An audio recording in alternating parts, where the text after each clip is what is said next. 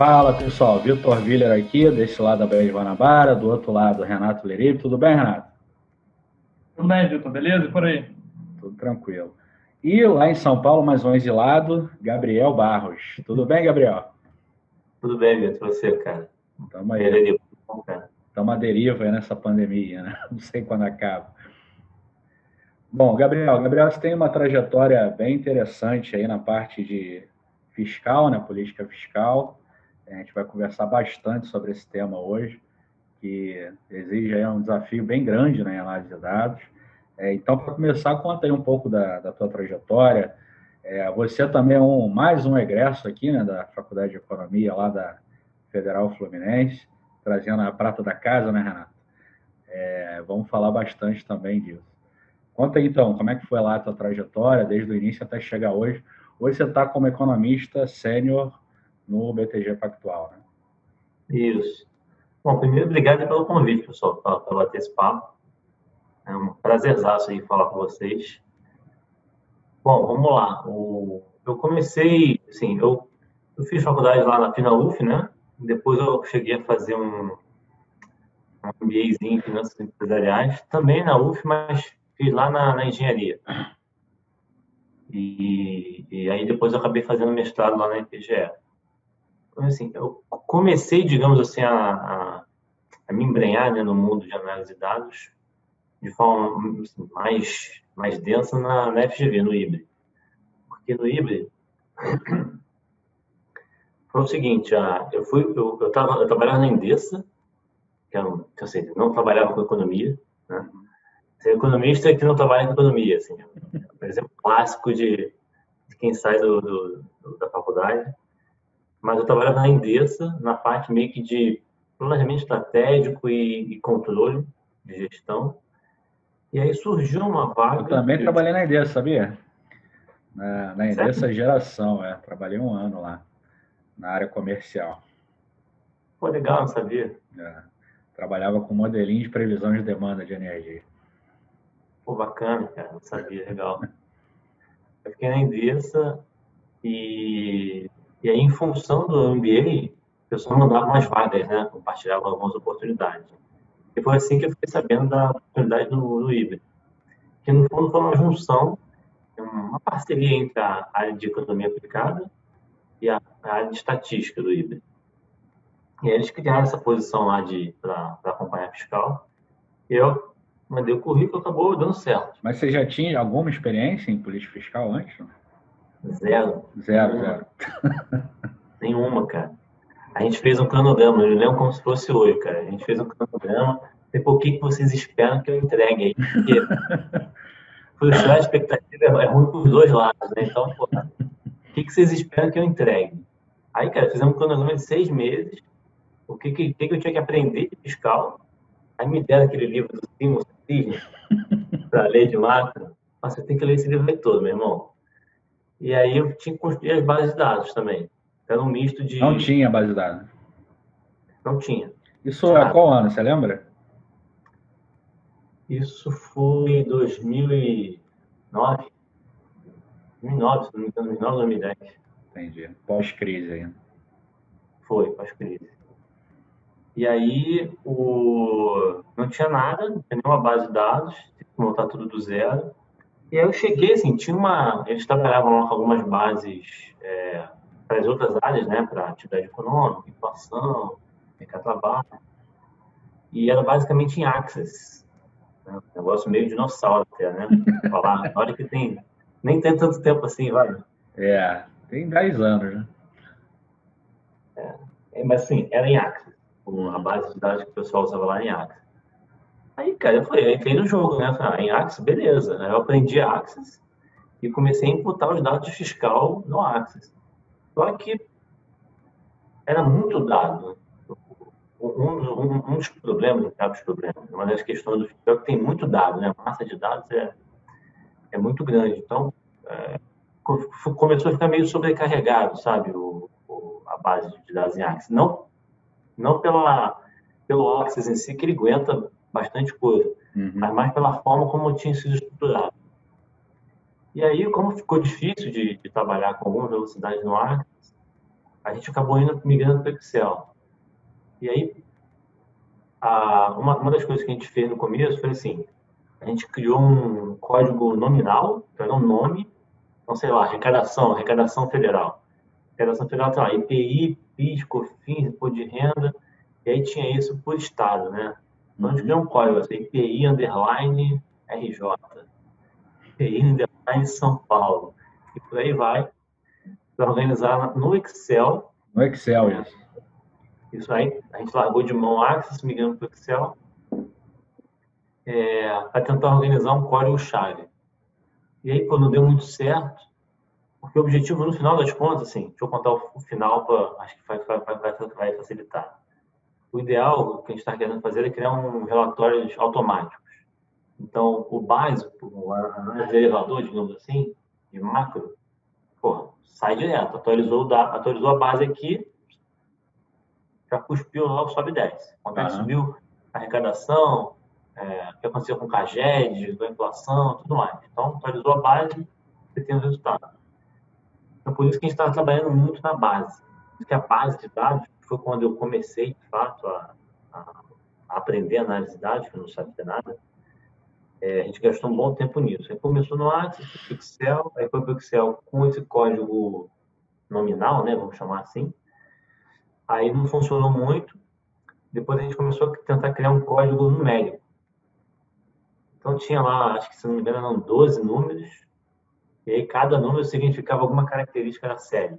A gente tá, no fundo, a gente estava tentando criar tipo bem mal comparando, né? Era um Big Data amador, vai. Onde cada código ali significava uma característica. E aí, então, por exemplo, o primeiro significava se era atividade, inflação, fiscal, por aí vai. Setor externo.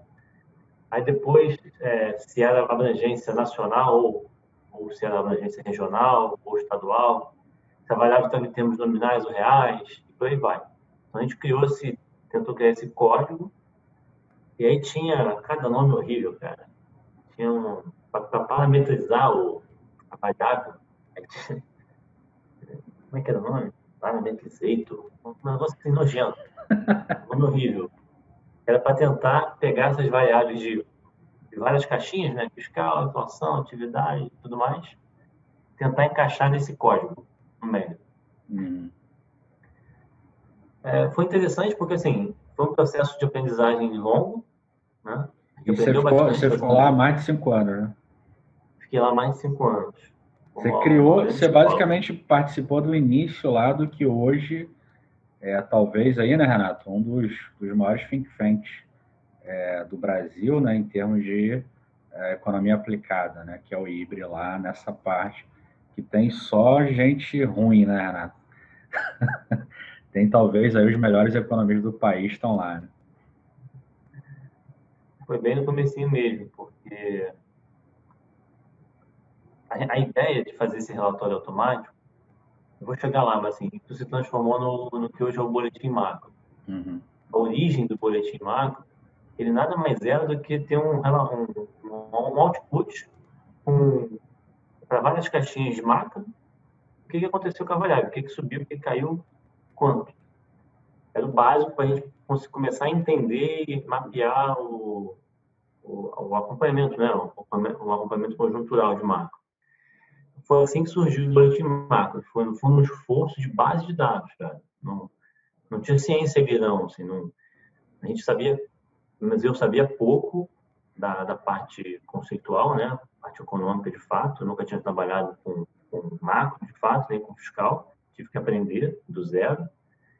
Então, começou mesmo, a origem de tudo foi apanhando do dado. A gente foi aprendendo conforme foi manipulando o dado. E aí foi legal porque a gente conseguiu fazer essa migração, digamos assim, do Access para o Excel nesse código nominal, depois o código numérico. Funcionou bem o código numérico, a gente conseguiu criar esses relatórios automáticos. Então, pô, em meia hora saiu o dado, a gente atualizava, pô, tinha que ir para uma reunião, sem problema. Era só imprimir o dashboardzinho e estava safo, resolvido. Não dava para conversar o mínimo ali, o que aconteceu com as variáveis, né, lá nas elevadoras. Assim surgiu o boletim macro. porque a gente pegava isso e aí conversava com uma reuniãozinha e tentava entender o que tinha acontecido ali. E aí surgiu uma ideia do Regis Bonelli, o saudoso Regis, né? Faleceu. Saudoso Regis. Talvez um dos maiores economistas do país. É. Além de mega competente, o cara é um ser humano, assim, espetacular, cara. Uma enorme perda mesmo. E aí ele falou, por que a gente não começa a escrever isso? Começou, a gente ficou, não me engano, ficou uns 4 ou 6 meses gestando o boletim macro, sabe? Escrevendo, cada um escreveu um pedaço, né? E aí, pô, um Frankenstein no começo. A seção 1 não falava com a seção 2. E até fazer o encaixe demorou um pouquinho. Mas aí foi evoluindo o negócio e se tornou um boletim macro. E hoje a gente conhece aí. Mas a origem mesmo, que foi quando eu comecei a aprender, foi o Axis. Aí dali, assim, tiveram vários desdobramentos. A gente passou a fazer um cursinho de Excel, a gente não sabia, eu não sabia Excel, pouca gente sabia Excel lá. E teve uma mudança também que me ajudou a ficar mais perto desse mundo de análise de dados, que foi uma espécie de mudança. Como eu tinha trabalhado na Endesa, né,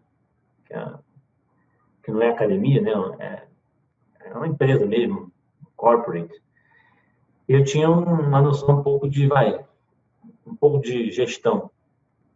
Tinha equipe lá, pequena, mas tinha. Então, uma das coisas que eu acabei fazendo lá no IBRE foi ser o meio de campo entre os pesquisadores e os estagiários, digamos assim. Como é que funcionava antigamente? Antigamente você tinha o pesquisador e o estagiário. Então, cada pesquisador tinha o seu estagiário. Era mega ineficiente, né? Você não tinha uma base de dados única da economia aplicada. Todo mundo tinha a sua base. Então, cada um tinha a sua base de dados, né? Então, você pegava PIB dezenas de vezes, inflação dezenas de vezes. E aí, a ideia foi eu fazer esse meio de campo. Eu centralizava as demandas, né, dos pesquisadores e organizava, digamos assim, para o time, né, para os estagiários, como é que a gente ia centralizar a base. Então, foi assim que eu comecei.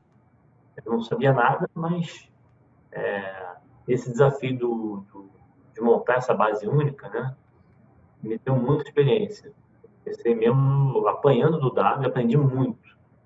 Mas eu posso dizer, assim, muita coisa que eu aprendi de fiscal, de macro em geral, foi apanhando informação. Assim, depois de organizar o dado, fazendo análise descritiva, coisa básica, que aí, eu consegui extrair alguma informação relevante do dado, sem o arcabouço teórico, base né? conceitual. Isso daí faz muito sentido, né, Renato? Renato também trabalhou com fiscal lá no nosso saudoso GES, né, Renato? Cara, eu ia até comentar isso, né, que na época que a gente sempre toca nesse assunto aqui do GES, né, que foi um grupo de análise de conjuntura que o Vitor criou lá na época, no final da nossa graduação lá na UF, né, e, enfim, eu comecei lá analisando essa parte de política fiscal, inclusive a gente acompanhava, assim, assiduamente a questão do boletim macro, né, acho que ainda é hoje uma das publicações mais importantes, assim, de conjuntura brasileira, né, e a gente acompanhava muito, e eu, em particular, acompanhava muito a parte de fiscal, né? E era uma época, assim, muito difícil de acompanhar fiscal. Acho que toda época né? Mas aquela época era particularmente toda época difícil, né? No Brasil sempre né?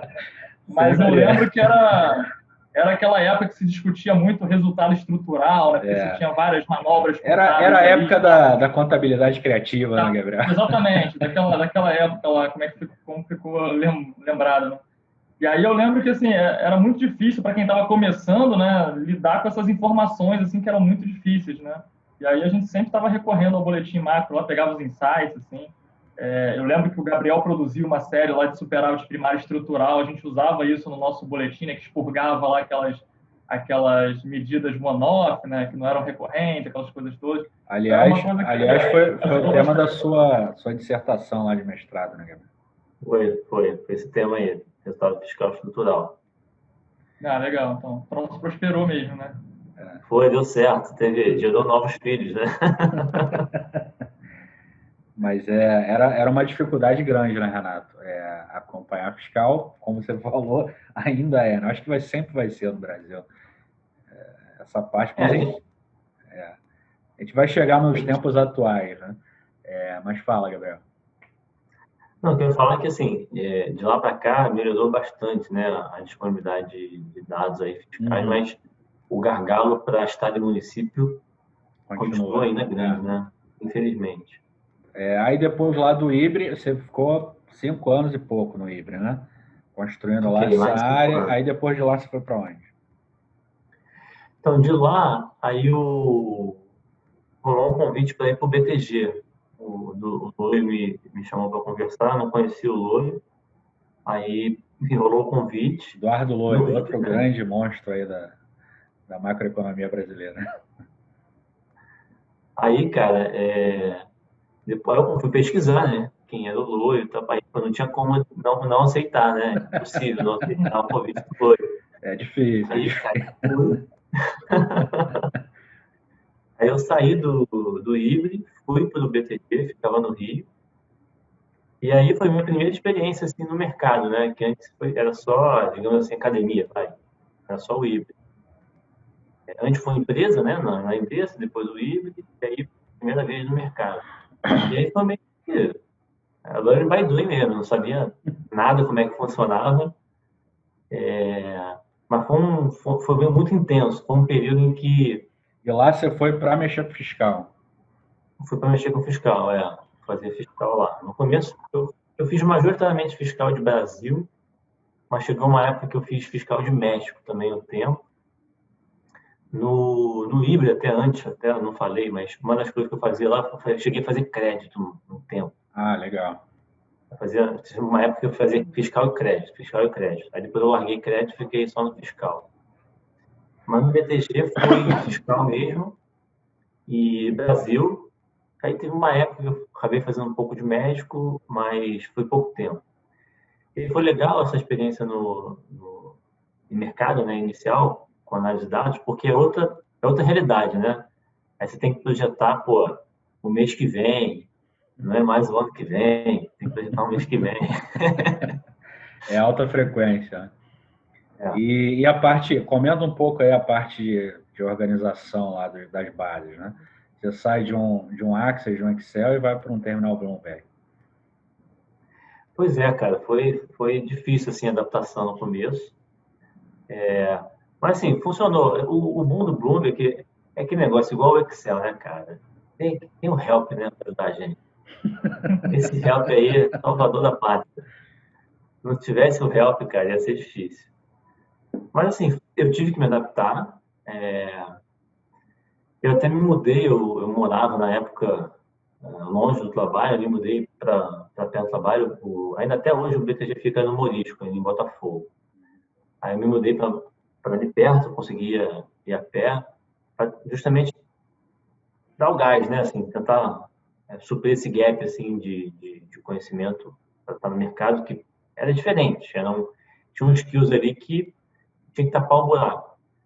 Então, quais eram esses skills aí que você precisava saber?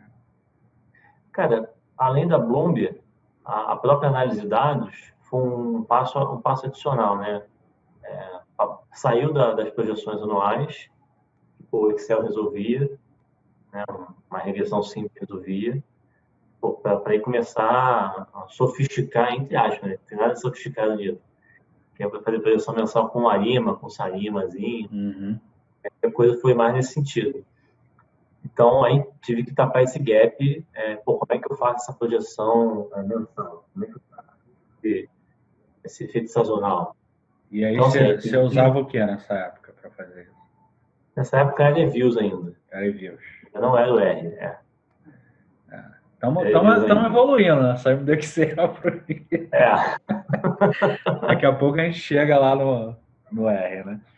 Reviews, cara, nessa época. Aí, sim, foi legal porque, além desse desafio de dados, teve também o desafio de adaptação no mercado, né? O mercado é muito prático, né?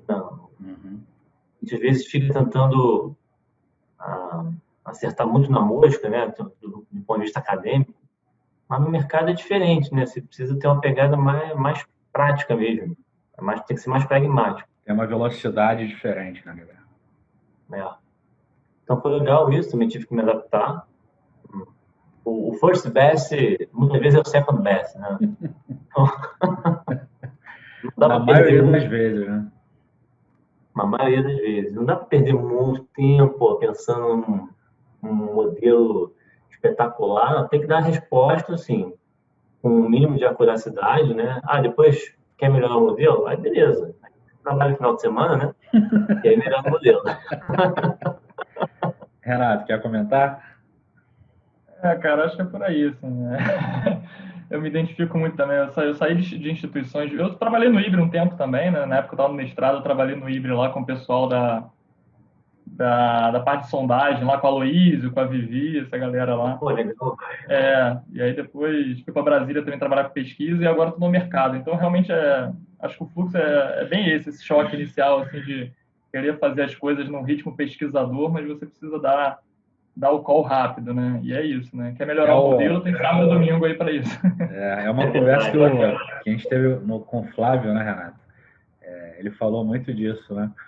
Você vai, sei lá, criar aqui uma carteira e tal, totalmente, né, padronizada, vai sair um paper, etc. Vai levar 8 meses. Só que o cara quer a resposta para amanhã, pô.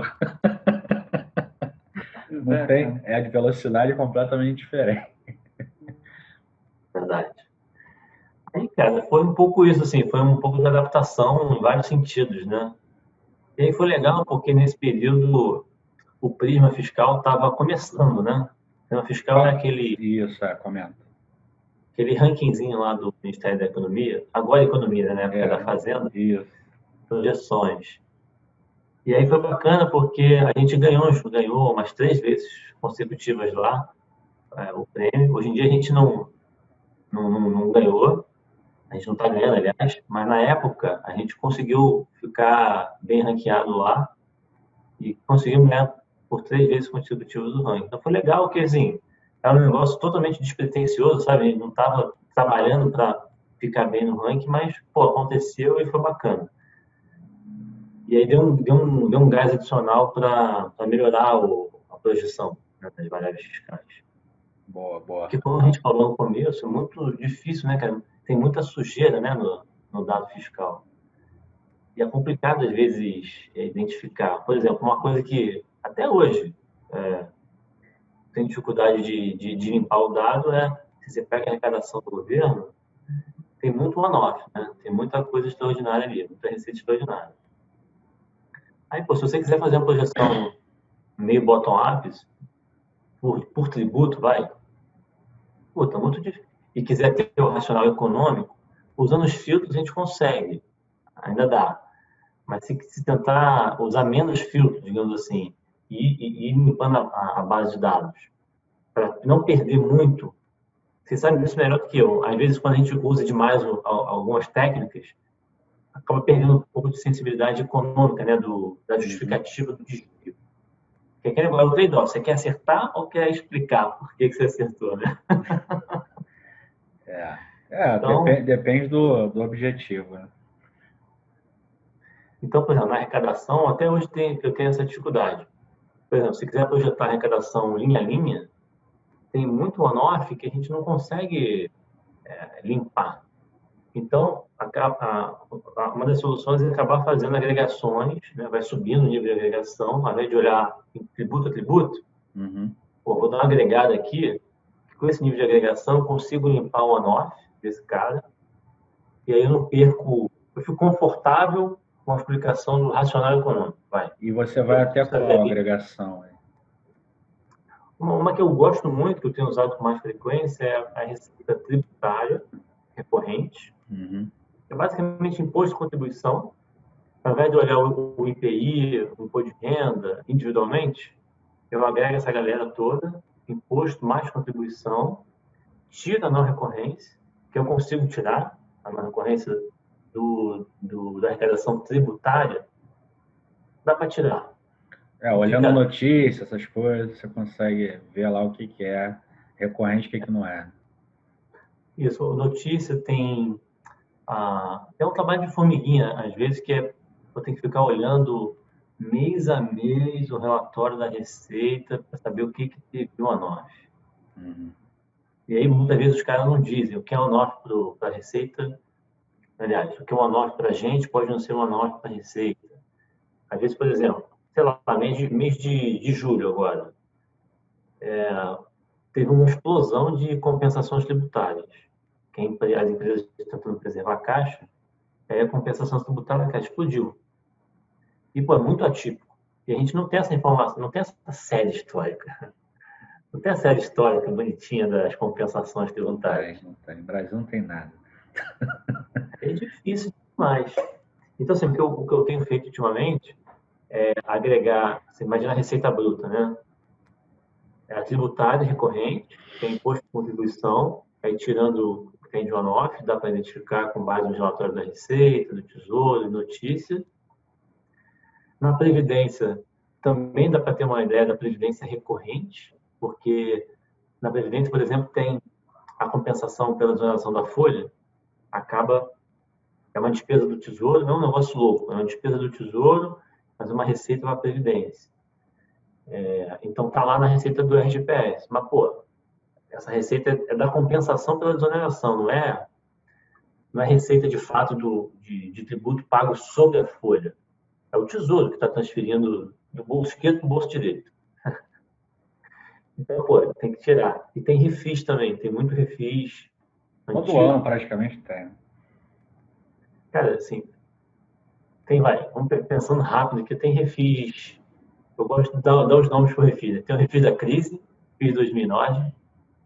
Aí tem o refis das coligadas, 2013. Aí 14 por 14 anos de Copa. Então, a Copa merece o refis. Tem o refis da Copa. Tem o refis da Copa grande. Aí, pô, 2016 teve o refis tiveram 2 grandes refis lá, que chamam de PERT e PRT. A mesma coisa. A MP caducou, aí tiveram que editar uma outra, aí botaram um programa especial de regularização tributária. Porque o outro é programa de regularização tributária. Por isso que um é PERT, o outro é PRT. Assim, você pega essa receita, cara, por ano, a gente está falando aí de fácil, de uns 25, 30 bi. Hoje em dia menos, porque uma das medidas do Covid foi sustar, né, o pagamento desses parcelamentos. Mas ainda está dando fácil aí 20 bi por ano. Então, assim, relevante. Bem relevante. Mas aí, vamos tentar botar alguma linearidade na tua trajetória. Aí depois lá do BTG, você ficou quanto tempo lá nessa primeira passagem pelo BTG? Eu fiquei 2 intensos anos, cara. 2 intensos anos. E aí você recebeu um convite para a recém-criada IFE, né? IFE, Instituição Fiscal Independente, ligada ao Senado lá, do nosso amigo Felipe Salto, né? Ele recebeu a tarefa lá de criar a IFE. A IFE foi criada em plena época da contabilidade criativa, né, Ana? E aí você integrou a primeira equipe, né, da IFE, né? Foi. Assim, no papel foi criado em novembro de 16, e aí o primeiro relatório, se eu não estou enganado, foi em janeiro de 17. E aí, de novo, você integra uma equipe que vai começar do zero, fazer uma base de dados fiscal, né? De novo. Foi bem por aí. Como é que foi essa experiência? Foi por aí mesmo, porque não tinha nada, cara, absolutamente nada. A gente não tinha nenhuma base de dados. A gente construiu pegando tudo que a gente tinha. Então, pô, a base que tinha lá que tinha construído na FGV, super desatualizada, pô, atualiza essa base. É a base que o Felipe tinha, pega a base dele. E aí teve depois um trabalho de juntar tudo para tentar dar velocidade, né, pro trabalho. E a gente conseguiu, assim, foi graças a esse trabalho em equipe, né, todo mundo colocando na mesa, né, o que já tinha feito no passado, que a gente conseguiu produzir muita coisa rápido. Então, assim, teve o Rodrigo aí, que veio depois, muita gente lá de Brasília mesmo, o Daniel Cury, que é um cara muito bom também, agregou bastante, o Josué, que hoje também o Daniel é diretor, né, hoje em dia, Tem o Felipe, tem o Daniel e o Josué. Então, assim, foi uma soma de esforços, cara, de base de dados. A gente juntou tudo e conseguimos dar uma resposta relativamente rápida em termos de produto, né? A gente conseguiu ter um relatório mensal rápido. Se não estou enganado, foi em janeiro. Janeiro já tinha um relatório, janeiro ou fevereiro. E eu fui em fevereiro, né? De fato, eu fui em fevereiro. E assim, eu me lembro que eu não tirei férias. Eu estava morando em Botafogo, né? Cara, fiz a loucura de ir de carro. Para Botei minhas coisas Brasília? no carro, Que isso? fui de carro, cara, botei tudo no carro e fui embora. Aí, tipo assim, eu saí no sábado de manhã, cheguei segunda e, pô, já comecei lá a assinar a papelada, né, para começar de fato. E mesmo sem ter sido nomeado, né, a gente começou a trabalhar. Então foi bem intenso, assim. É interessante porque Brasília, né, a gente tem uma visão de que eu concordo, na média, trabalha-se pouco. Sobretudo se comparado ao mercado, né? Não tem comparação, cara. Mas aí, como estava todo mundo ali muito afim, né, com muita vontade, a gente trabalhava bastante. Aí a gente conseguiu produzir relativamente rápido os relatórios. E aí, assim, foi o que você falou, teve um desafio de botar a base de dados em pé. A gente conseguiu fazer isso pegando, né, a base de cada um. E depois, ter uma segunda etapa até desse desafio depois de montar do zero, foi institucionalizar, né, o conhecimento. Que isso é uma coisa que dá bastante orgulho, assim, porque que aí a instituição não é minha, não é sua, sabe? A instituição é do país. Então, o conhecimento está lá. Então, se alguém sair, putz, fica tranquilo que o conhecimento está na instituição. Então, a gente teve essa preocupação de institucionalizar tudo que foi feito. Então, amanhã depois o Felipe sai, o Daniel sai, o Josué também, eu tenho certeza que os próximos diretores vão ter a bola redonda ali para poder continuar performando bem. E em termos de ferramenta, o que vocês usaram lá para criar essa base? No começo, a gente pegou o Excel mesmo, e foi Excel que a gente usou. E aí, mais para o final, que a gente começou a incorporar no R. Então, a gente passou a usar bem mais o R lá. Foi quando eu fiz o curso de R, o seu curso de R. E foi quando a gente começou a de fato, migrar para o R. Esse rapaz que o Eric falou, que trabalhou com eles lá na Codeplan, ele também, o Pedro, né? Ele também veio reforçar esse call aí de usar mais R. Então, assim, está tendo uma migração importante lá para o R. Então, as bases estão cada vez mais integradas no R, os modelos também. Então, tem muito mais coisa em R hoje do que tinha no passado. A gente começou Excelzão, Excel raiz. Cheio de vínculo, cheio de problema. Faltou com um nome diferente, botou cedilha, botou acento. Não pode. Mas hoje você saiu de lá tem quanto tempo? Eu saí tem mais de 1 ano e meio, saí de lá em março, abril. E aí já está integrado lá a parte de coleta até o relatório em Markdown ou não? Na IF, você diz? Na IF, Cara, eu acho que eles avançaram muito na integração, mas acho que ainda está em processo. Até porque a gente perdeu 7 meses do ano, né? Então, muito do trabalho aí de fazer essa integração precisa do olho no olho, né? Do corpo a corpo ali, para fechar muito detalhe de como vai fazer essa integração. Mas, assim, tava avançando bastante bem, cara. Os modelos, quase todos estavam em R. Então, assim, teve um bom catch-up, sabe? Em termos de modelagem. Muita coisa já está em R, mas acho que ainda não tudo. Entendi. E em termos de modelagem, basicamente, o que vocês usavam? Modelo basicamente univariado, né? Para fiscal. Isso. Como a gente não tem esse problema de dados, né, ainda, apesar de ter melhorado bastante, mas ainda tem problema de dado, é modelo invariado mesmo, cara. No máximo a gente vai usar um filtro de Kalman, cadeia de Markov, assim, raramente a gente usava uma cadeia de Markov, eventualmente, assim, é bem raro. Mas, assim, era um modelinho simples mesmo, era Arima, Sarima, não tinha muito... Para fiscal é difícil encontrar qual variável, né?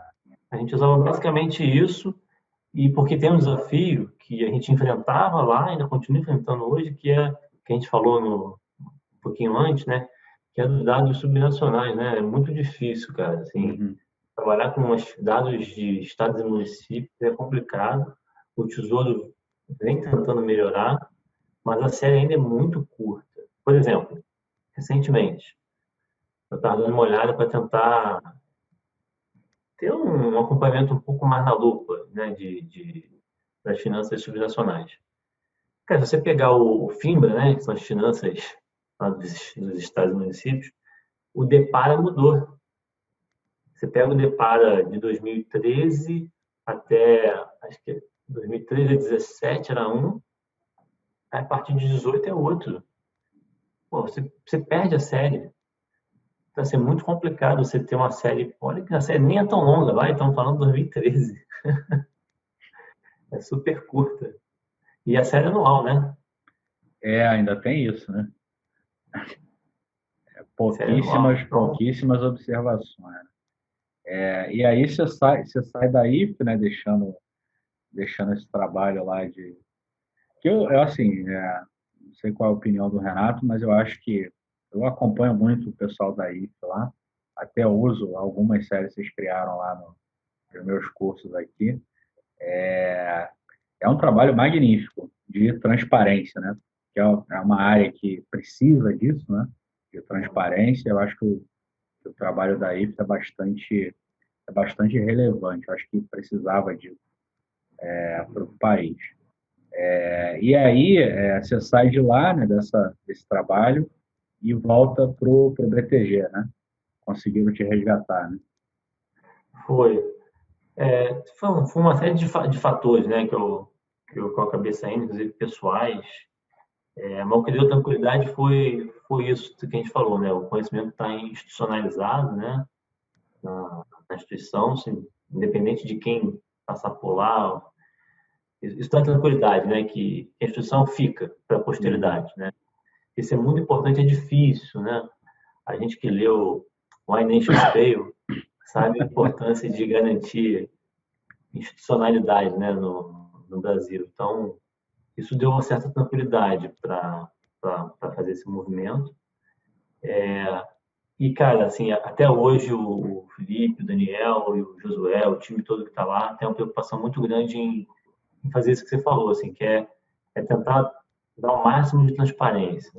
Tem uma série de detalhes ali de consultas, né, de orçamentárias que, pô, é difícil pra caramba, é trincado, tem um monte de filtro, não é nossa expertise, assim, olhando para o mercado, que, pô, os caras podem contribuir muito fazendo a consulta, criando a série histórica e disponibilizando.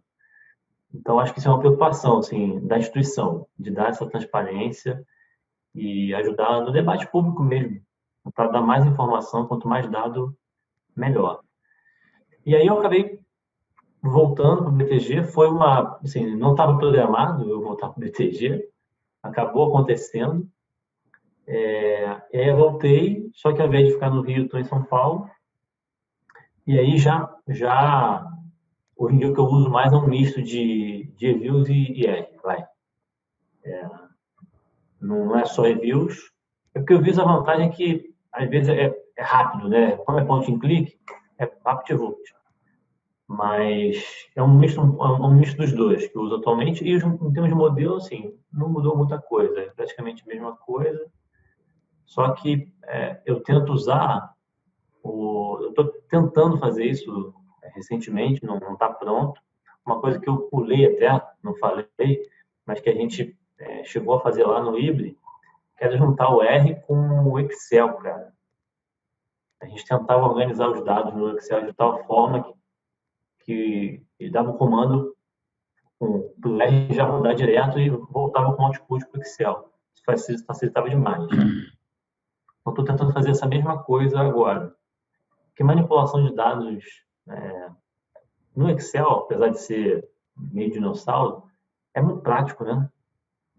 Você consegue ter uma flexibilidade grande ali para manipular, até para compartilhar dado internamente, botar em relatório. Então, o Excel ainda, mesmo velhinho, continua valendo aí para essas sínteses.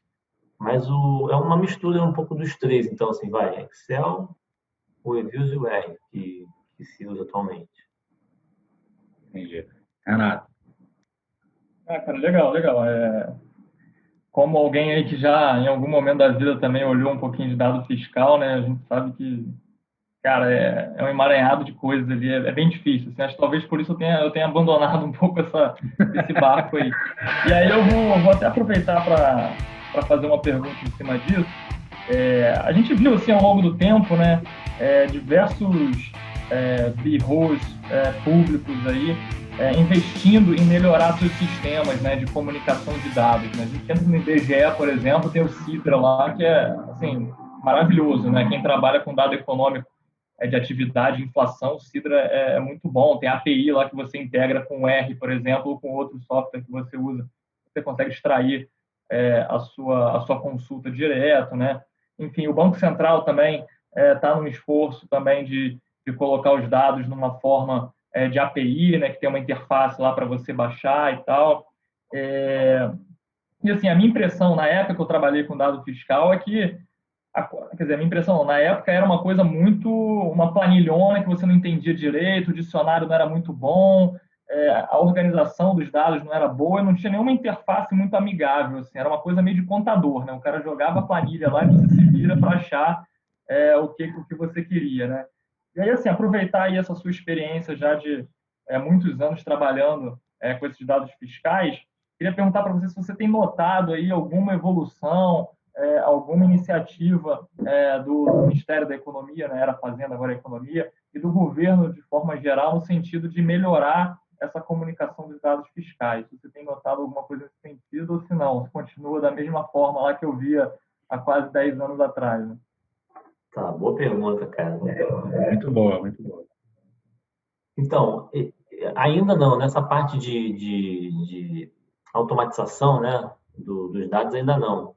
O que já melhorou muito, que veio desde a Ana Paula, né, desde a Ana Paula Vescovi, aí pô, passou pelo Mansueto. Um monstro, né, Gabriel? Nossa, tem que falar isso. Dispensa comentar, o cara é extremamente competente e também, assim, como a gente falou do Regis, né, um ser humano assim também de primeira. Maravilhoso, Então, maravilhoso. pessoal e profissionalmente, putz, não só tem elogio, cara, o cara, impressionante. Então, assim, desde essa época, né, que esse time todo passou por ali, eles vêm fazendo um esforço enorme de transparência mesmo, de disponibilização dos dados. Mas esse detalhe, assim, esse pulo do gato para automatização, ainda não. Quem está mais avançado é mesmo o BC, né, que a gente consegue fazer essa... Eu brinco que é um chupa-cabra, né? Faz o robozinho, vai lá e pega os dados. Mas, digamos assim, no Ministério da Economia, ainda não. Acho que tem muito espaço para melhorar. Especialmente, cara, por exemplo, na parte de orçamento. Nossa, na parte de orçamento eu acho que a gente está bem atrás. Porque, assim, olha, imagina o Ministério da Economia um guarda-chuva, né? Antigamente, a Fazenda e Planejamento, A Fazenda, bem ou mal, tinha algumas coisas, melhorou em termos de organização, a estrutura do dado e a compatibilidade, né, do dado longo, mas ficou faltando esse pulo do gato que o BC tem, que é para fazer essa conexão automática, essa extração automática dos dados, ainda não tem isso. Eles estão tentando melhorar, né, com o Tesouro Transparente, tem um time bom para caramba tentando fazer isso. Então, eles estão... Acho que está em curso esse trabalho de disponibilizar essa estação mais automatizada.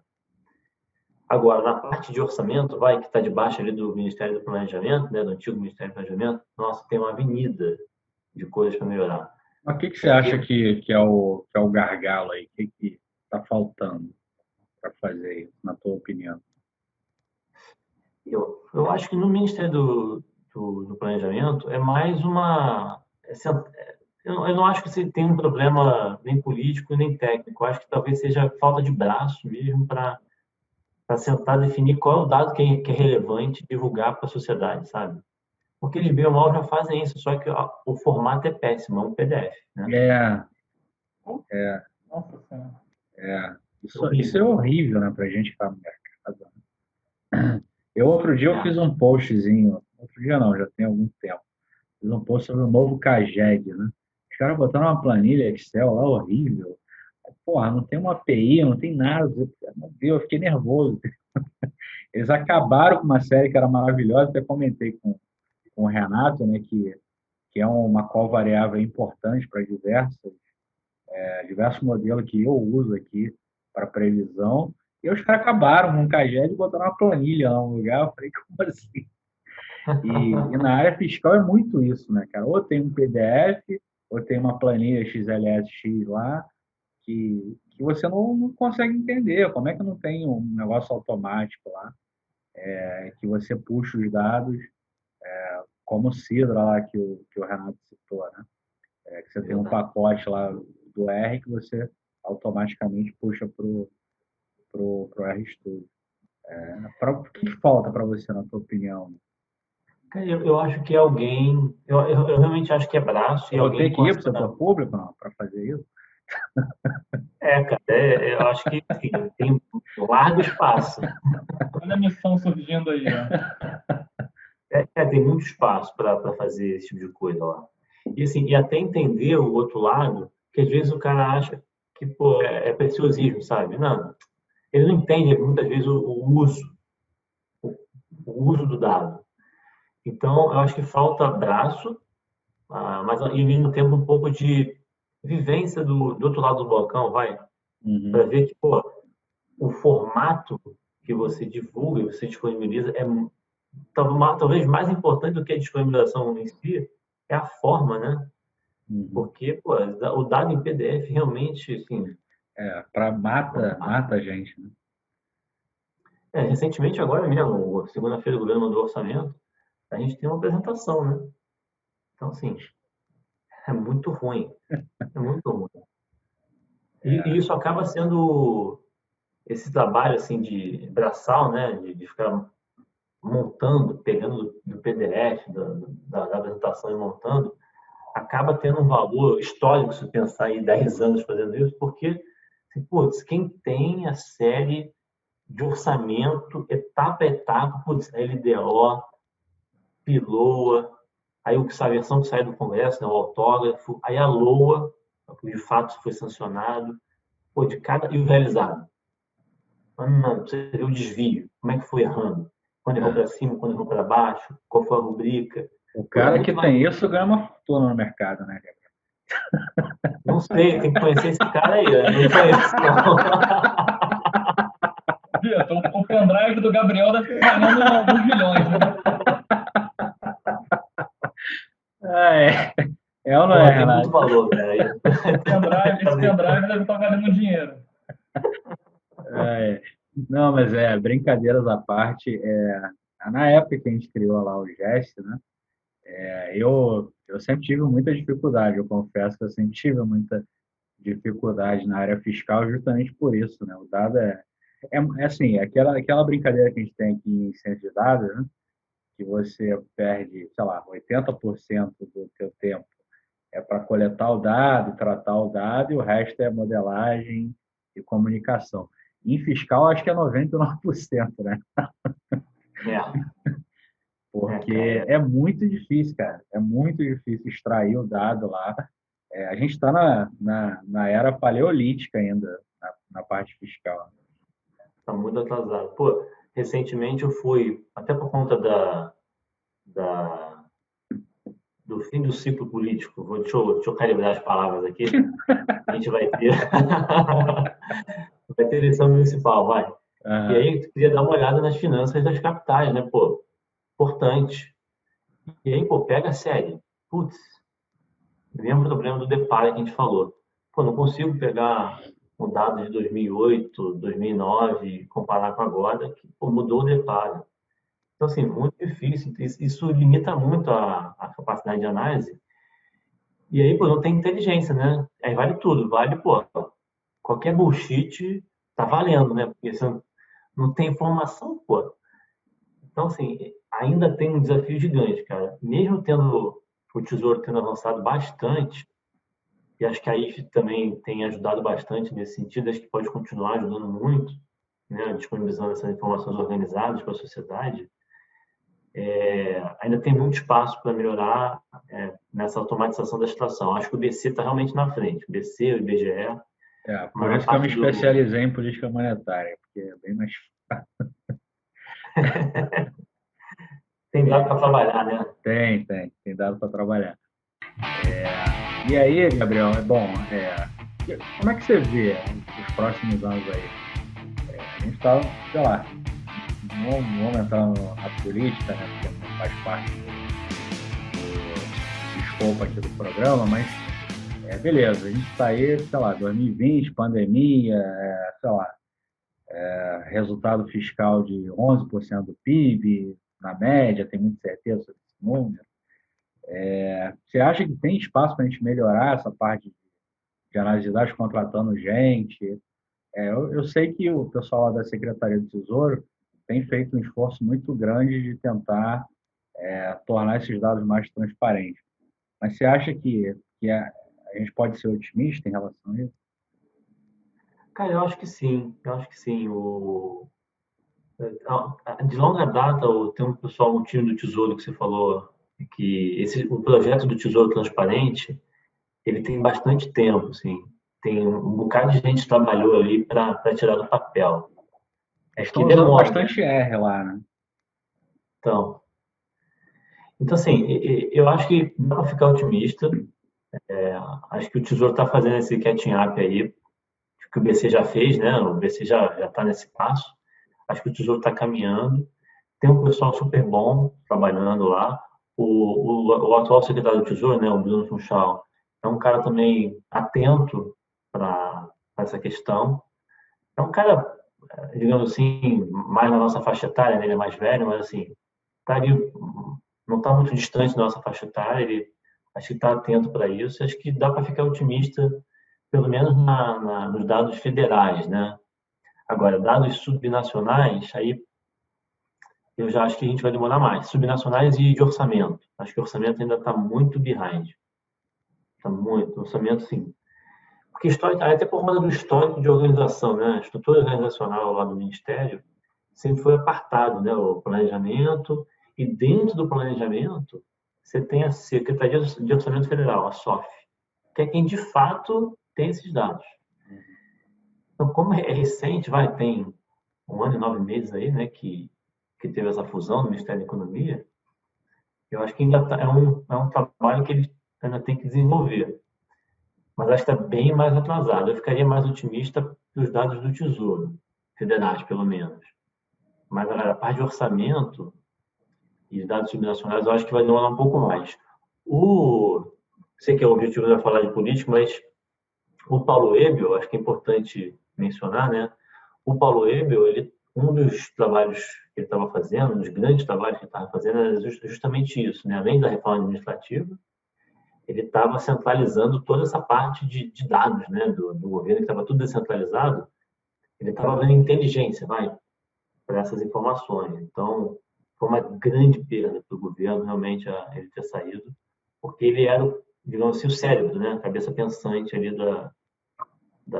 de boa parte dessa agenda. Tem outras pessoas também, mas ele tinha muito claro, né, na cabeça dele que isso era um issue relevante. Então, tem que ver como é que vai ser agora. O Ebel, conheço ele já há algum tempo, ele realmente foi com essa mentalidade para lá, né, para tentar tornar o mais automático possível esse governo. Bom, vamos ver como é que vai ficar.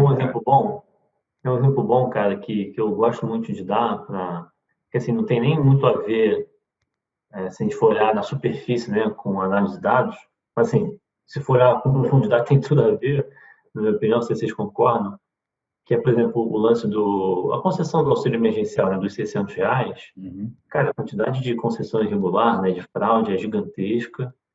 E, pô, se for na origem, a gente está falando só para motivar o pessoal que está assistindo, né, que é um tema super, super atual, né? Está na ordem do dia. Uhum. Mas, pô, dá para falar de várias políticas públicas que a gente não consegue avaliar hoje a eficiência delas, a efetividade, porque, putz, não tem, a base de dados não existe, né? Então, eu gosto sempre de dar o exemplo do seguro-defeso. Seguro-defeso é aquele auxílio para o pescador, que no período de desova lá, o cara recebe um salário mínimo, em média, né? Até um pouquinho acima, mas vai. E aí, cara, tem muito lugar, a gente já viu matéria mostrando que tem mais beneficiário desse seguro-defeso do que o IBGE identificou de pescador no Brasil inteiro. E tem lugares assim que você vai que, pô, claramente tem problema. Assim, em Brasília, vamos lá.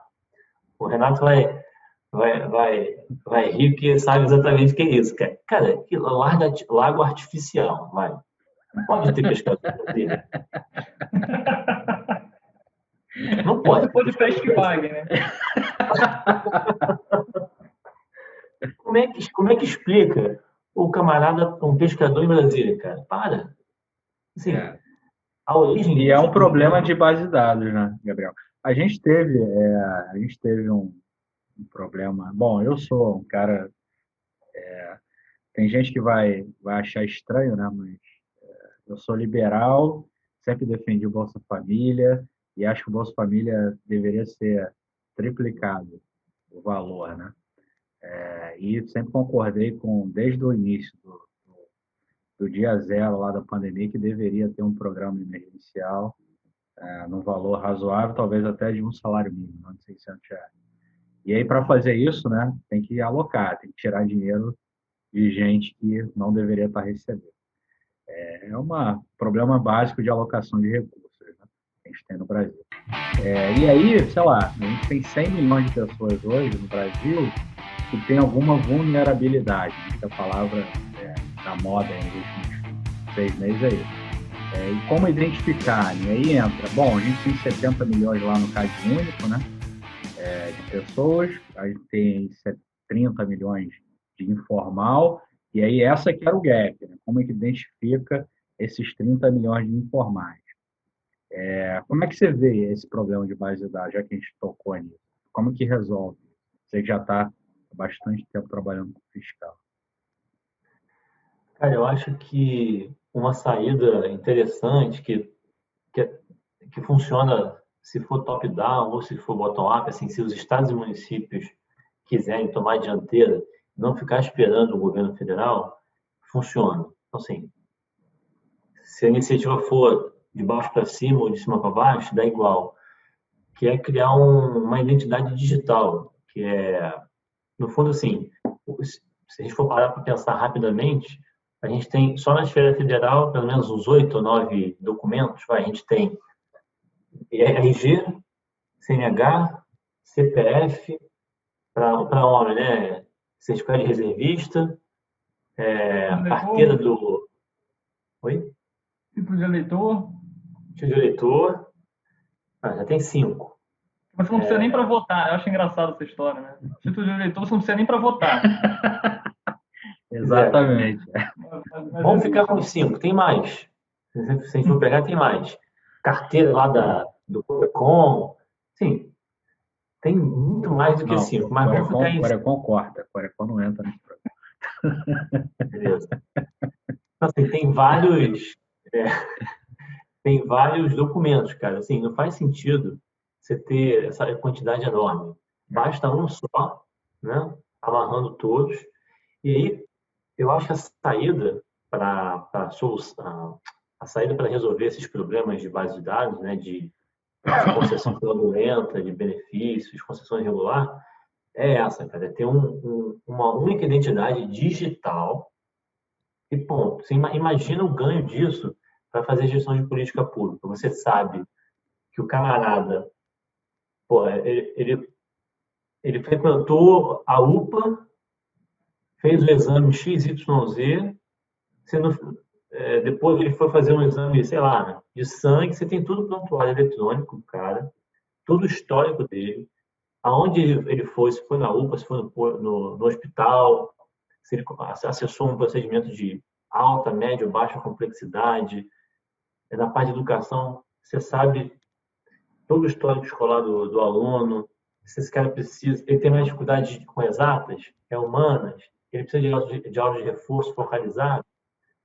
Pô, no transporte público, tem fraude pra caramba, a gente sabe. Você consegue controlar, evitar fraude. Então, assim, o ganho que eu imagino em termos de gestão de política pública, para a gente poder fazer pesquisa, é gigantesco. Então, em resumo, a gente precisa de um ministério de data science. É isso? Com certeza, cara, com certeza. Acho que tem que ter um responsável por isso. Isso é muito relevante, é negligenciado, mas tem que ter um CIO, para tocar esse business de data science no governo federal e até nas outras esferas também, porque o ganho é muito grande. E dá para fazer isso convergir, sabe? Não precisa ficar esperando o governo federal, porque é mais difícil, tem que passar pelo Congresso e tal, mas assim, os estados e municípios podem fazer alguma coisa, começar a fazer isso. O ganho é muito rápido. A gente, por exemplo, uma coisa, a gente está falando de avaliação de política pública, né? Cara, a gente não avalia muita coisa fiscal, muita política pública que tem relação com o fiscal, a gente não avalia, né? De renúncia fiscal tem mais de 330 bi de renúncia fiscal que a gente faz a menor ideia do benefício. A gente sabe o custo, mas qual é o benefício? Menor ideia. Cara, não tem informação organizada, não tem um dado organizado. Então, assim, é muito dinheiro e isso que você falou, eu realmente acredito muito. Precisa de um ministério, de uma secretaria, no estado ou no município, dedicada, no governo federal idem, né? Dedicado a análise de dados, cara, a organizar os dados.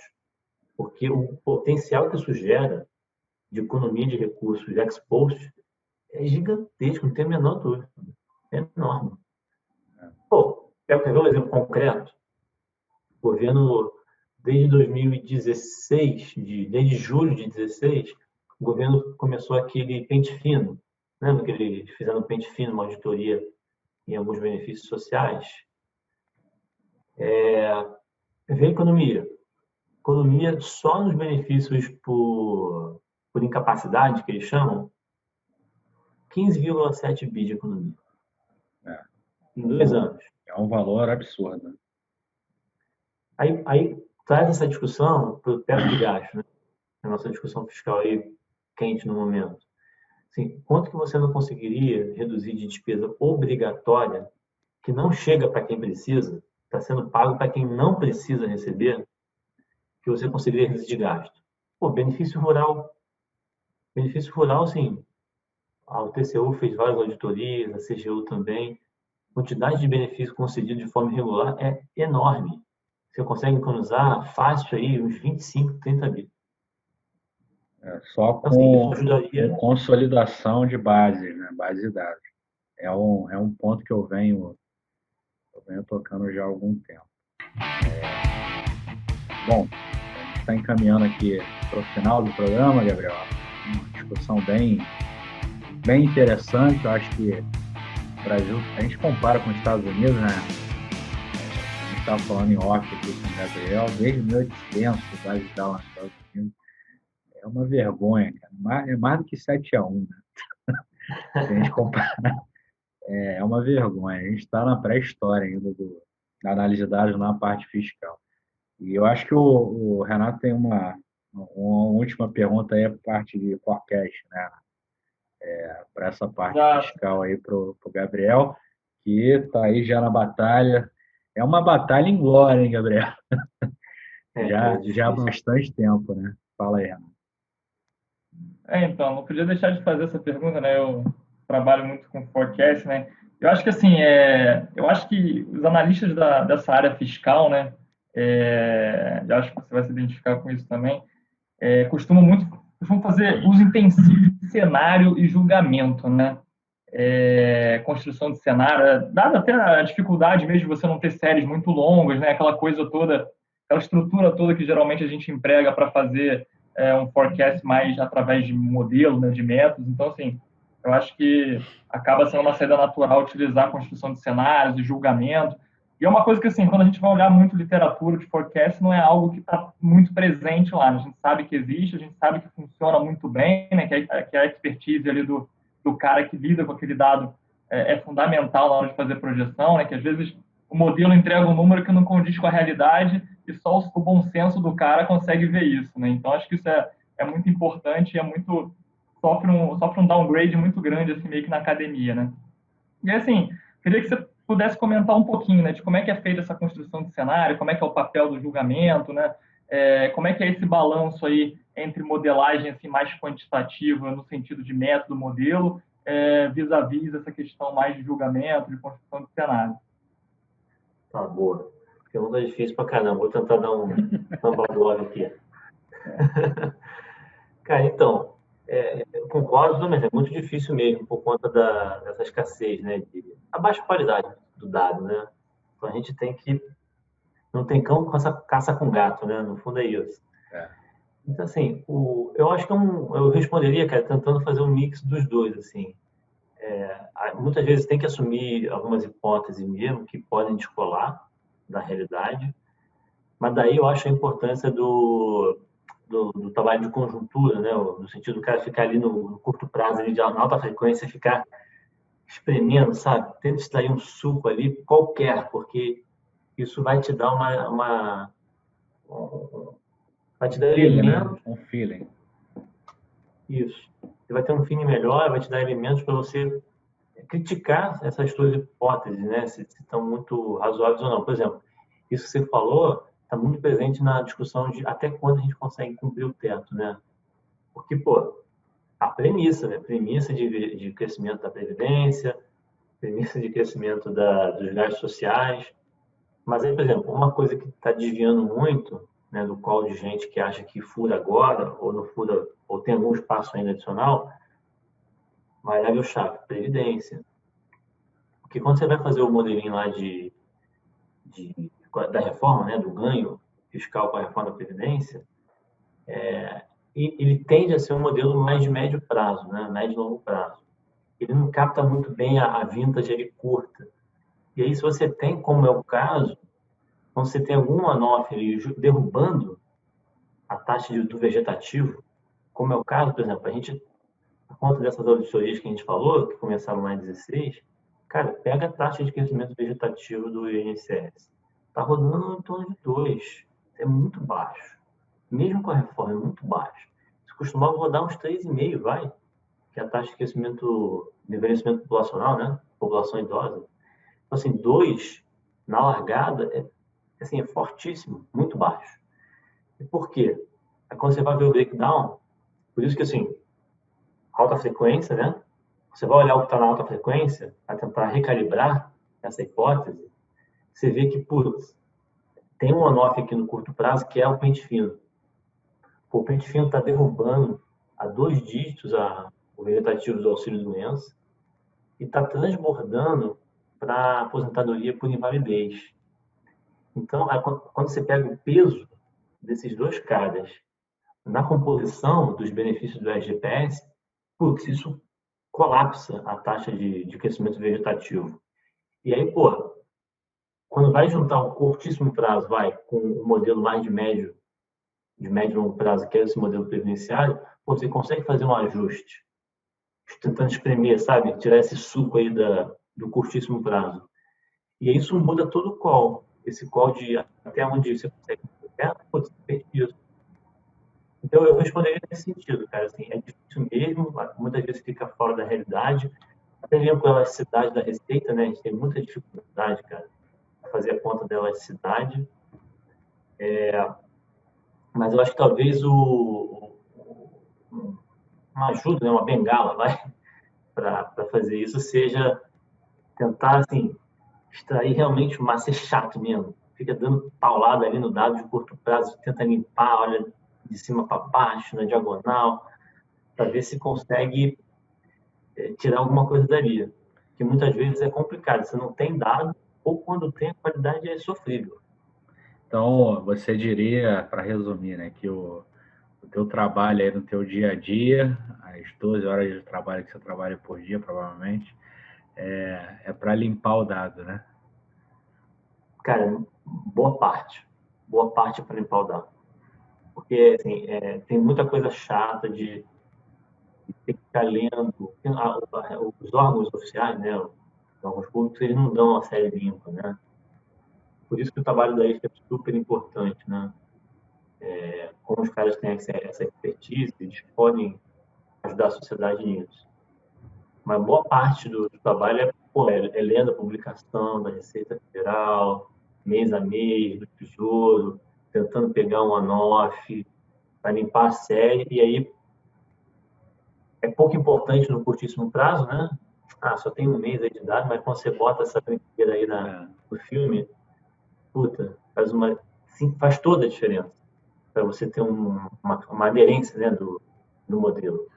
Então, por exemplo, a minha projeção de receita recorrente, né?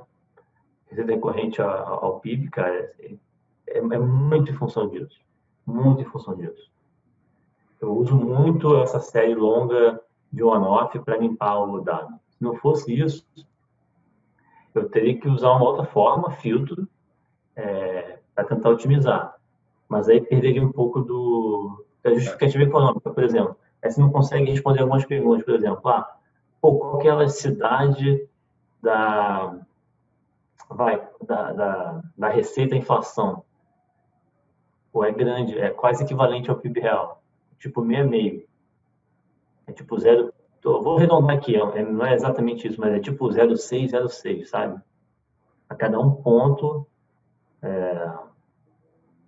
de PIB real, você arrecada 0,6 de arrecadação e de inflação também. Não é exatamente isso, é um pouquinho menos, né? O PIB real um pouquinho mais, a inflação um pouco menos. Mas, cara, assim, o imposto inflacionário dá muita receita. Muita receita.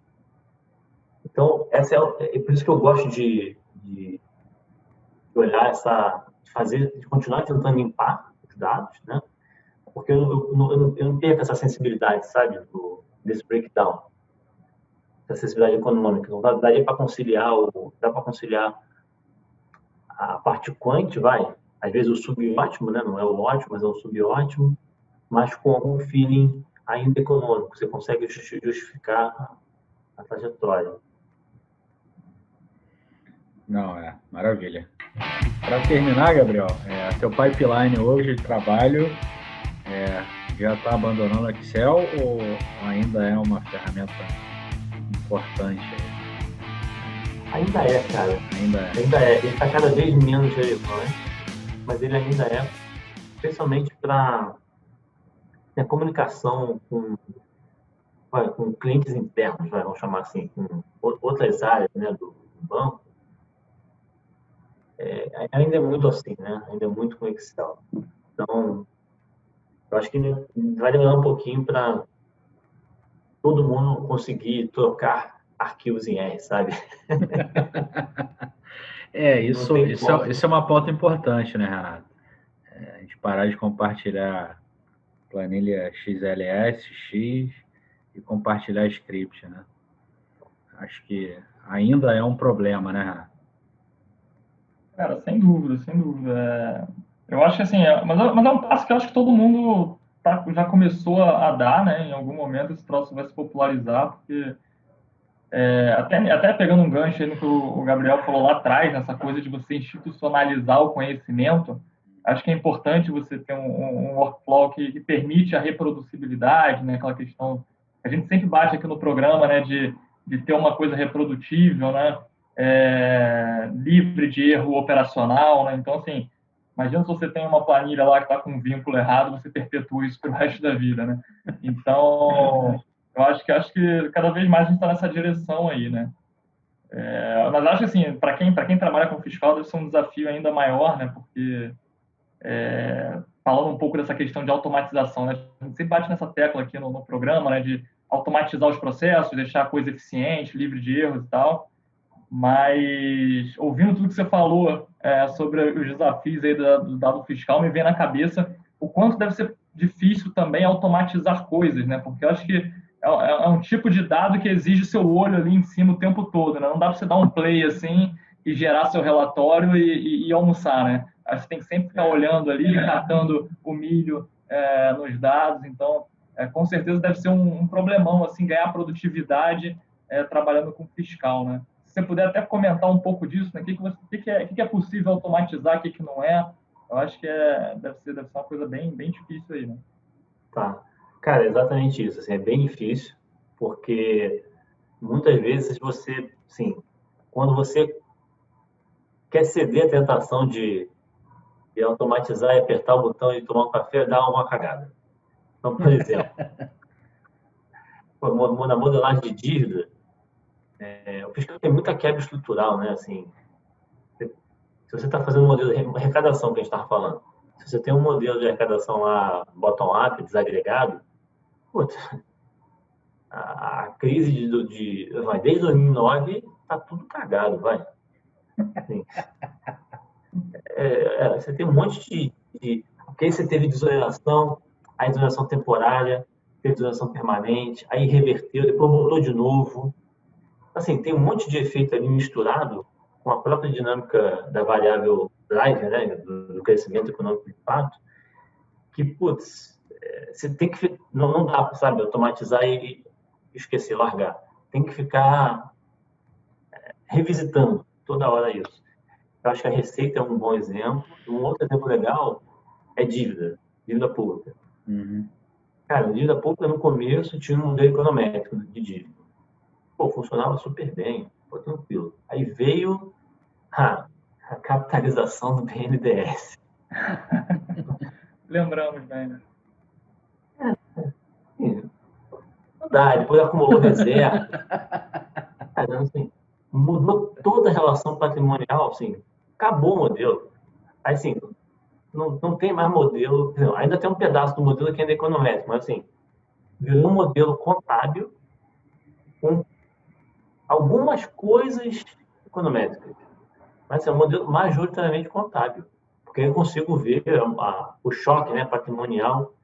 Se eu der um choque aqui nessa conta, vai bater na outra. Se eu acumular reserva, você vai ter que enxugar. Então, eu consigo ver os vasos comunicantes. Então, a dívida também é outra que eu precisei readaptar. Assim, não dava para ter um modelo só econômico. Então, assim, voltando, tentando responder mais objetivamente a pergunta, é bem difícil, cara, ganhar em escala, né? Porque você tem que olhar mesmo, tem que parar, catar milho, ainda tem muito disso, para garantir a qualidade mesmo do dado. Que muitas vezes você passa batido e, puta, sua projeção vai dar uma cagadinha porque, pô, tô sem paciência para ficar lendo aqui essas 50 páginas da receita para saber se tem algum on-off. Tem alguma novidade aí? Aí, cara, daqui a 3 meses, 6 meses, você, putz, teve um on-off ali que eu não peguei, aí tá cagando aqui minha projeção agora. Então, assim, realmente tem que ser chato mesmo, né? Meio metódico, sabe? Tem que ficar olhando o detalhe do detalhe mesmo. Tem muita coisa que está em nota de rodapé, né?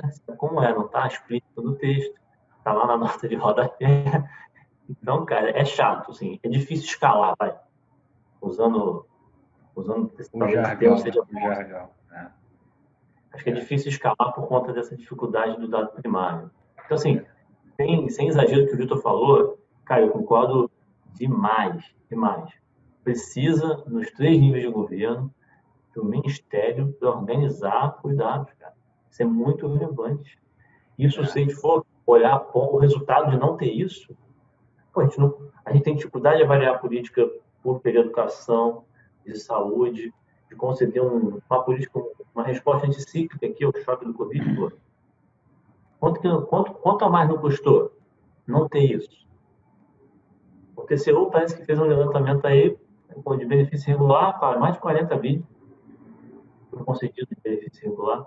Pô, precisa botar a bola no chão. Acho que passou da hora, sério mesmo, dos 3 níveis de governo organizarem esse tema. Precisa organizar os dados das 3 esferas de governo. A gente tem algumas ilhas, né, que a gente falou. O Renato falou aí do BC, né, do IBGE, o CIDRA. São ilhas, cara.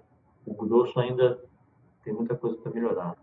Eu acho que agora você tocou acho que é o ponto aí do porquê você foi uma pessoa que eu convidei aqui para falar nesse episódio.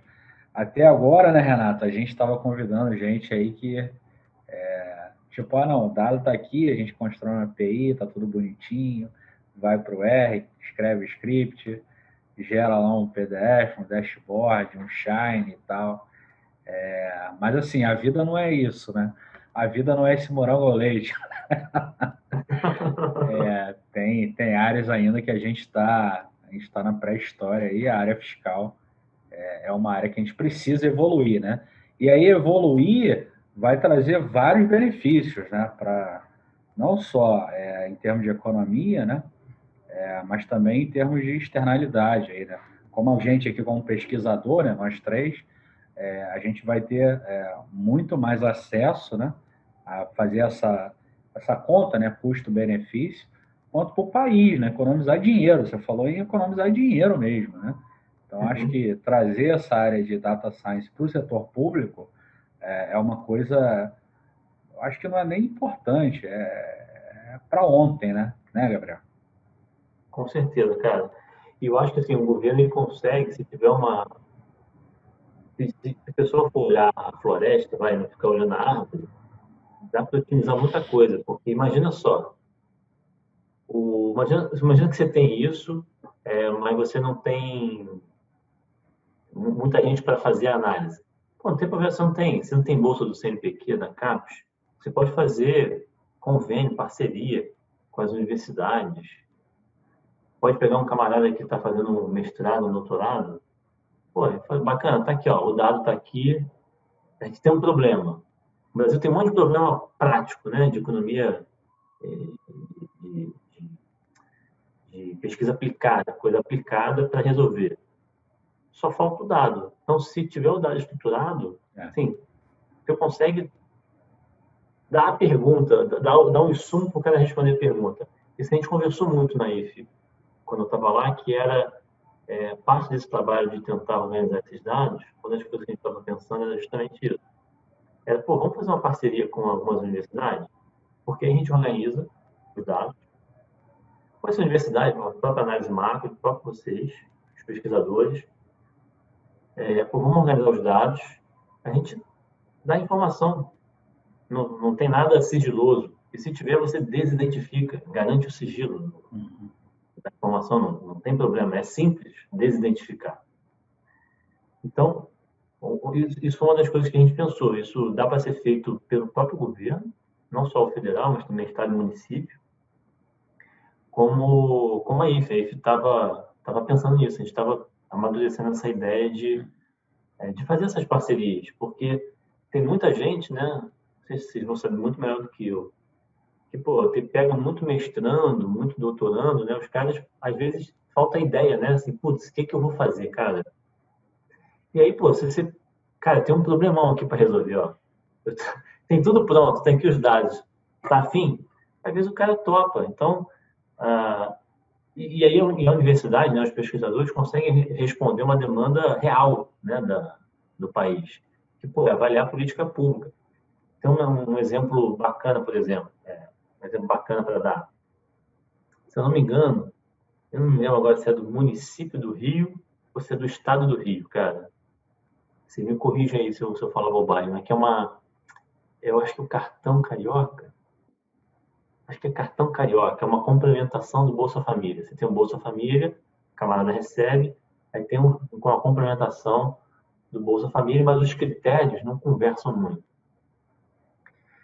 E aí parece que alguém fez um estudo, acho que foi da GV, tentando avaliar se a política social era eficiente. Que é um pouco o que a gente está passando agora, né? Eu sei que a gente não vai falar em política, mas assim, essa discussão do teto que a gente está tendo, pô, tem um espaço grande para fazer a fusão de políticas sociais. Tem algumas políticas sociais aí que não são eficientes, né? Se o objetivo é reduzir a pobreza, pô, tem espaço para fazer melhor, né? Sem gastar mais.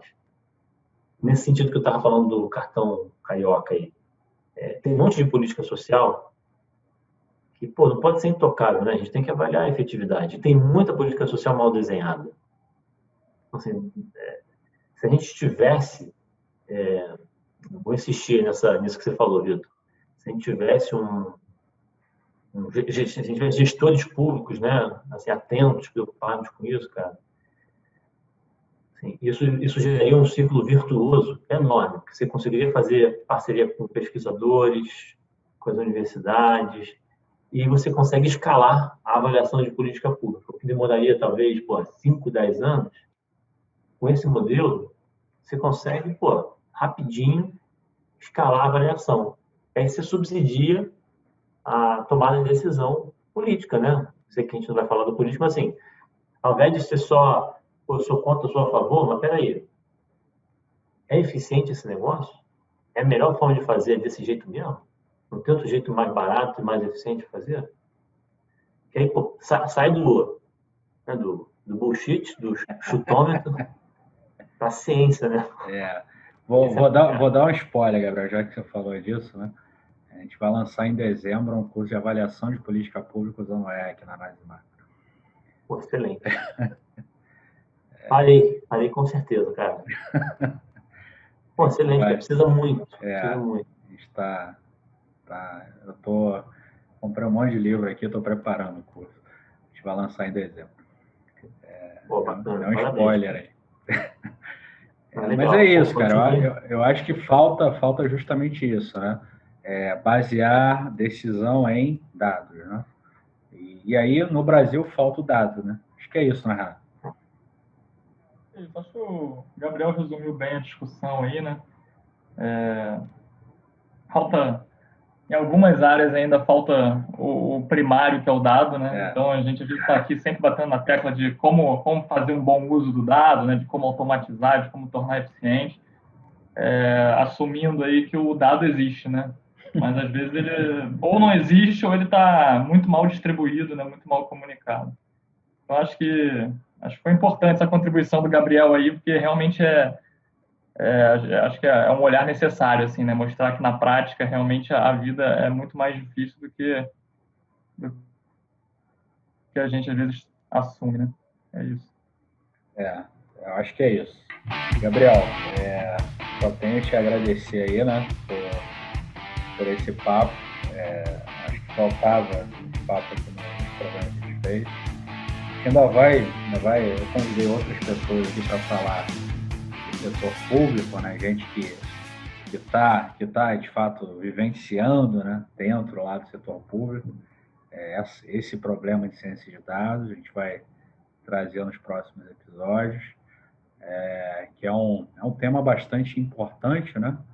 Para o Brasil, dado, né? Que nós três aqui estamos no mercado. Precisa de quê? Precisa de dados, né? Matéria-prima para trabalhar. Vamos ver lá o outro lado do balcão, como você falou, né? Como é que eles estão se virando lá para trazer esse dado para a gente. Enfim, hoje eu não toparia já dando aí um spoiler, eu não toparia essa missão de ir, porque acho que não faz a minha vibe, acho que o Renato também não, né? Mas, enfim, acho que é importante isso. Obrigadão aí pela conversa, acho que foi bastante importante falar sobre isso. E aí você fica à vontade para dar um disclaimer final. Não, pessoal, eu quero só agradecer mais uma vez mesmo pela convite. Fiquei super honrado aí de esse papo com vocês. Duas feras aí de análise de dados. Eu tô engatinhando em análise de dados perto de vocês, pô. Então, tô aprendendo com vocês. Inclusive, vou fazer certamente esse curso aí de avaliação de políticas públicas. Mas, cara, obrigado aí pelo bate-papo. Sempre que vocês precisarem, pô, 2 horas aí, podem contar comigo. Acho que o importante é fortalecer esse movimento. Assim, acho que tem muito espaço para sensibilizar mesmo a administração pública de que, pô, eles podem dar uma resposta melhor. Acho que muita coisa tem sido feita, né, ao longo do tempo, mas dá para ter uma nova onda aí, e botar na ordem do dia, né, assim, economia digital assim, já passou da hora de digitalizar, né, então, assim, só agradeço, cara, só agradeço a oportunidade aí de vocês dois, obrigado, Vitor e Renato, pelo bate-papo, cara. Renato. Também, cara, aproveitar esse momento para agradecer também. Papo excelente, muito bom.